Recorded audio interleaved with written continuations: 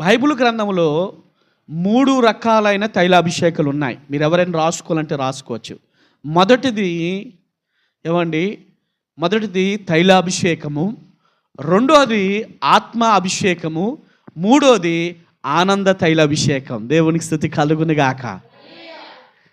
ప్రతి ఒక్క వ్యక్తిలో లేదా ప్రతి ఒక్క క్రైస్తవుడిలో ఇది అవసరం. క్రైస్తవుడికి పునాది ఏదంటే హస్త నిక్షేపణ అనేది జరగాలి.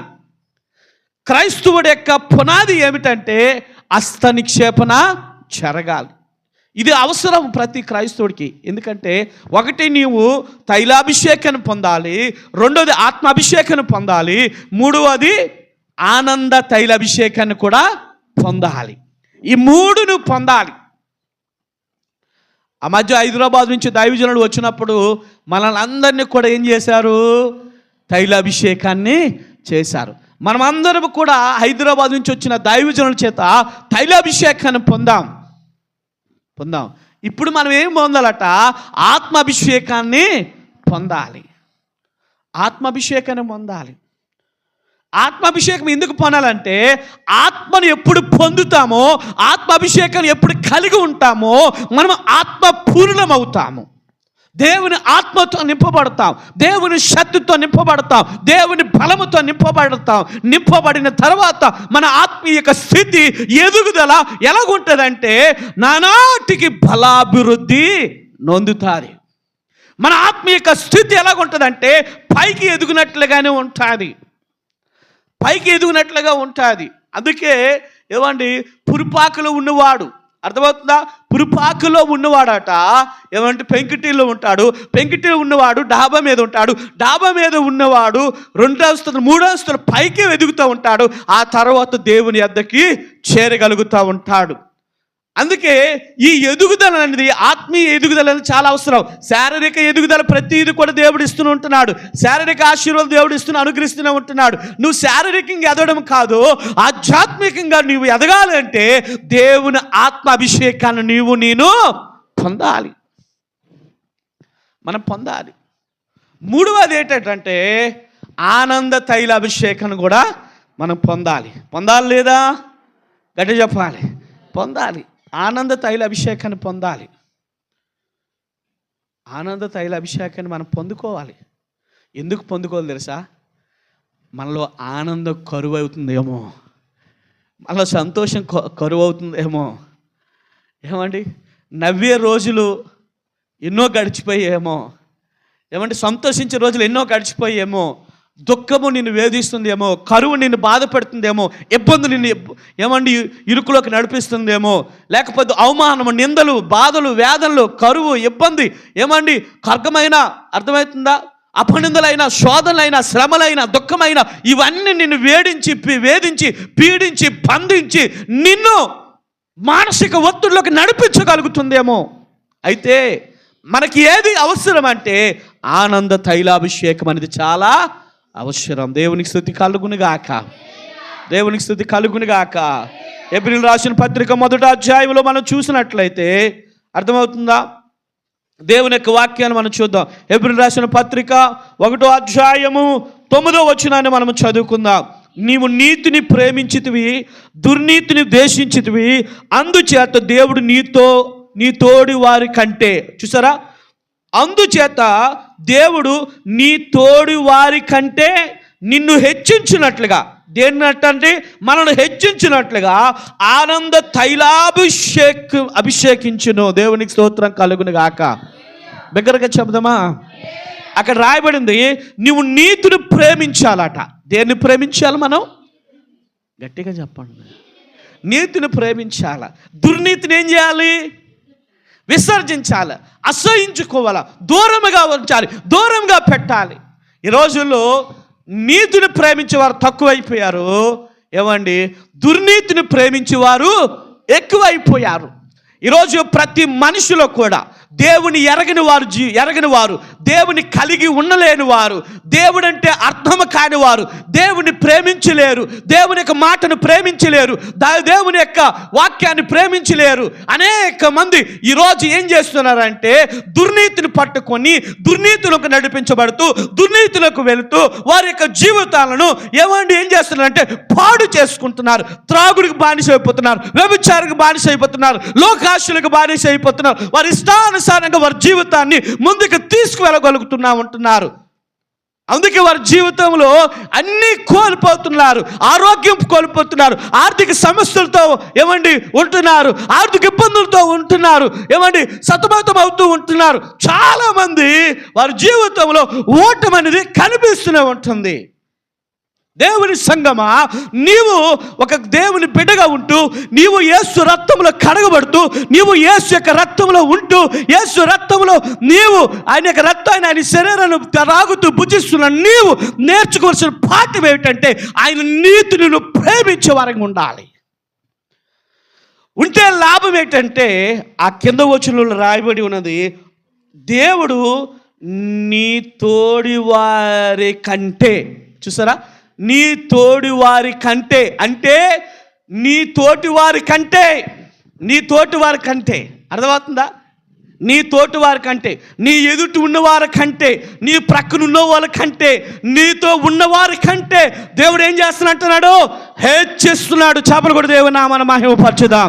హల్లెలూయా, హల్లెలూయా. అందువలనే ఆనంద తైల అభిషేకాన్ని కూడా నేను పొందాలి. ఆనంద తైల అభిషేకాన్ని పొందాలి. చాలామంది ఏమనుకుంటారంటే ఆ రోజుల్లో దేవుడు రాజులు తైలాభిషేకం చేత అభిషేకించారు, వాళ్ళు రాజులు అయిపోయారు. పాత నిబంధన గ్రంథంలో తైలాభిషేకం జరిగింది, క్రొత్త నిబంధనల గ్రంథంలో వచ్చేసరికి ఆత్మాభిషేకం కూడా జరిగింది. తర్వాత ఈ కొత్త నిబంధనలకు వచ్చేసరికి ఆనంద తైల అభిషేకాన్ని కూడా జరిగింది. సంగమా, నువ్వు మేలుకో. ఈ మూడు నీకు అవసరం, ఈ మూడు నీకు అవసరం. ఈ భూమి మీద ఉన్నంత కాలం, ఈ భూమి మీద బ్రతికినంత కాలం ఈ మూడు మనకు అవసరం. ఎందుకు తెలుసా? ఈ మూడు మనం ఎప్పుడు కలిగి ఉంటామో అర్థమైందా? ప్రార్థనలో నలుగుతాం, మోకాళ్ళ మీద ఉంటాం, ఉపవాస ప్రార్థన చేయగలుగుతాం, విజ్ఞాప ప్రార్థన చేయగలుగుతాం, దేవునితో సంతోషంగా గడపగలుగుతాం, దేవునితో ఆనందంగా గడపడతాం. ఇహలోకమైన ఆలోచనలు, ఇహలోకమైన తలంపులు, ఇహలోకం యొక్క కోరికలు, ఇహలోకం యొక్క అనాలోచనలు నిన్ను రానివ్వకుండా ఆయనతో సన్నిహితముగా, ఆయనతో పట్టుదల కలిగి, ఆయనతో నడవడానికి, ఆయనతో వెళ్ళడానికి, ఆయనతో ఉండడానికి, ఆయనతో నిత్యము ఆయనతో సహవాసము చేసే గొప్ప భాగ్యాన్ని దేవుడు ఇవ్వగలుగుతా ఉంటాడు. దేవుడు ఇజ్రాయేలు ప్రజల కొరకు ఎందుకు సౌలునే తైలంతో అభిషేకించాడంటే, సౌలు జీవితంలో దేవుడు ఒక 4 కార్యాలు చేయబోతున్నాడు. ఎన్ని కార్యాలండి? గట్టిగా చెప్దామా? 4 కార్యాలు. రండి, మొదటి సమూయేలు గ్రంథం మనం చదువుకున్నాం కదా. ఏమిటా 4 కార్యాలు? మనము 2వ వచనం చదువుదాం రండి. 4 కార్యాలు. ఈ దినమున నీవు నా యొద్ద నుండి పోయిన తర్వాత, జాగ్రత్త వినాలి, సమూయేలు సౌలుతో మాట్లాడుతున్నాడు. ఈ దినము, అర్థమవుతుందా? ఈ దినము నీవు నా యొద్ద నుండి పోయిన తర్వాత, నా యొద్ద నుండి వెళ్ళిపోయిన తర్వాత, బెన్యామీను సరిహద్దులలో అక్కడ ఒక మాట రాయబడింది, షల్సాహా అనగా అర్థం ఏంటి తెలుసా? నా వైపు చూడాలి. అనగా అర్థం ఏంటంటే, ఎండలో ఉన్నవాడిని నీడలోనికి దేవుడు తీసుకొస్తున్నాడు. దేవునికి స్తుతి కలుగును గాక. చూడండి, ఎండలో తిరుగుతున్న వాడిని, ఎండలో బ్రతుకుతున్న వాడిని దేవుడు ఎక్కడికి తీసుకొస్తున్నాడు? నీడలోనికి తీసుకొస్తున్నాడు. తన స్థితిని, తన పరిస్థితిని, తన స్థితిగతులను దేవుడు మార్చబోతున్నాడు. మొదటి స్థితిలో నుండి అర్థమవుతుందా? ఏ స్థితిలోకి తీసుకొచ్చాడట? నీడనే స్థితిలోనికి తీసుకురాబోతున్నాడు దేవుడు. అందుకే 91వ కీర్తన 1వ వచనములో, మహోన్నతుని చాటున నివసించేవాడే సర్వశక్తిని యొక్క నీడను విశ్రమించెను. మహోన్నతుని యొక్క చాటున ఎవరు ఉంటారో, మహోన్నతుని యొక్క చాటున ఎవరు బ్రతుకుతారో, మహోన్నతుని యొక్క చాటున ఎవరు జీవించగలుగుతారో, మహోన్నతుని యొక్క చాటున ఎవరు ఆధ్యాత్మిక జీవితంలో ఎదుగుతూ ఉంటారో, ఆయన యొక్క నీడ వారికి ఏమనిస్తుందట? విశ్రమిస్తుంది. దేవునికి మహిమ కలుగును గాక. ఎండలో ఉన్నవాడిని దేవుడు ఎక్కడ తీసుకొచ్చాడట? నీడలోనికి తీసుకొచ్చాడు. 3వ వచనం చదువుదాం రండి. 3వ వచనం ఇంకెక్కడ తీసుకెళ్తున్నాడు? తర్వాత నీవు అక్కడి నుండి వెళ్ళి తాబోరు మైదానమునకు, అండర్లైన్ చేసుకోండి, తాబోరు మైదానము. తాబోరు అనగా అర్థం ఏమిటంటే ఎత్తైన స్థలములోనికి దేవుడు తీసుకురాబోతున్నాడు. రాతి గనిల మధ్యకి దేవుడు తీసుకురాబోతున్నాడు. ఎత్తైన స్థలంలో చూడండి, ఎండలో ఉన్నవాడిని ఎక్కడ తీసుకొచ్చాడు దేవుడు? నీడలోకి నీడలో ఉన్నవాడిని ఎక్కడ తీసుకొస్తున్నాడట? ఇప్పుడు ఎత్తైన స్థలంలోనికి, రాతి అనే గనిల మీదకి తీసుకురాబోతున్నాడు సౌలుని. ఎత్తైన స్థలంలోనికి అంటే తాను దేవుడు ఎందుకు అభిషేకించాడు తెలుసు? తైలముతో దేనికి కారణం చేత అభిషేకించాడంటే సౌలుని దేవుడు ఒక మాదిరిగా మన ముందు పెడుతున్నాడు. ఎందుకు పెడుతున్నాడంటే నీవు అలాగనే ఎదగాలని, నీవు నీ కుటుంబము ఆ విధంగా ఎదగాలని, నీవు నీ సంఘము ఆ విధంగా ఉండాలని. దేవునికి మహిమ కలుగును గాక. ఆ మాట చెబుతూ తర్వాత అంటున్నాడు, రాగానే అక్కడ బేతేలునకు దేవుని యొద్దకు పోవు 3 మనుషులు నీకు ఎదురు పడదురు. చూడండి, బేతేలు అనగా దేవుని యొక్క ఇల్లు. ఏ ఇల్లు? దేవుని ఇల్లు. బేతేలు అనగా అర్థం ఏంటి? దేవుని అంటే ఎండలో ఉన్నవాడు నీళ్ళలోకి వచ్చాడు, నీళ్ళలో ఉన్నవాడు ఎక్కడికి వచ్చాడు? ఇప్పుడు ఎత్తైన స్థలంలోకి తీసుకొచ్చాడు. ఎత్తైన స్థలంలో ఉన్నవాడిని దేవుడు దేవుని ఇంట్లోకి తీసుకొచ్చాడు. ఎక్కడ ఇంట్లోకి తీసుకొచ్చాడు? దేవుని ఇంట్లోకి తీసుకొచ్చాడు. కొంతమంది ఏమండి ఎండలో కష్టపడితే, ప్రభువా మా శ్రమను చూడవా, మా కష్టాన్ని చూడవా, మా బాధను చూడవా, మా ఇబ్బందులు చూడవా, నీకు దయ లేదా, నీ కనికరం లేదా, నువ్వు జాలి కలిగిన దేవుడు కదా, ప్రేమ కలిగిన దేవుడు కదా, నా వైపు ఒక్కసారి చూడవా అంటే దేవుడు అలాగే కనికరించి చూస్తూ ఉంటాడు. అలాగే దేవుడు కనికరించి చూసి ఏం చేస్తారంటే నువ్వు చేసే ప్రతి పనిని ఆయన ఆశీర్వదించాడు. నువ్వు చేస్తున్న ప్రతి కష్టాన్ని చూసి నిన్ను సుఖంగా ఏం చేశాడు?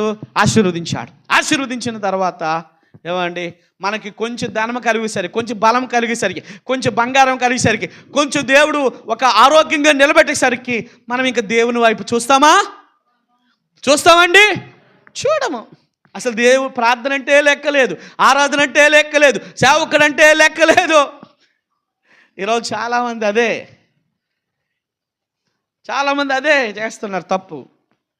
చాలామంది అదే తప్పు చేస్తున్నారు. ఈరోజు చాలామంది కూడా చిన్నది కలిగి ఉంటే చాలు.